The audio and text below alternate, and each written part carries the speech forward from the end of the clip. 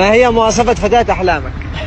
إيش المواصفات؟ إيش اللي تشتيها؟ أبا كيف أقول لك يعني؟ يعني هي واحدة، يا تختار أنت يا نختار لك نحن، نجيب لك مواصفات ما تعجبكش. لو مثلا قلت لك أنت اختار لي. أختار لك ممكن مواصفات ما تعجبك، ممكن أوديك السودان. لا ده منه كده لا. ليه نحن كسودانيين بنحس انه لازم احنا نغير لهجتنا to fit into some kind of. بالعكس انا عايزه الناس يشوفوا يقولوا هي سوداني اصيل، ده سوداني. في واحد في الشغل لما يتكلم مع لبنانيين سوريين وفلسطينيين تانيين في المكتب بيقعد يتكلم لبناني معاهم. انا بعمل له كده.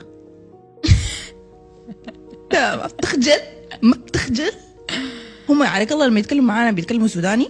لا بيتكلموا بالضبط، لبناني. بيتكلموا حاجاتهم، احنا نتكلم سوداني. طب انتم مستنيين الناس تفهم وتتعلم حاجاتنا كيف لو احنا ما بنعترف بها، لو احنا ما بنتكلم بها، لو احنا ما بنجيبها، ما بنسويها، ما بنعملها؟ ما كنت نفس الشيء. انا كنت كده في الهاي سكول، كنت بخجل اتكلم سوداني لانه كلهم بيتمسخروا يا زول.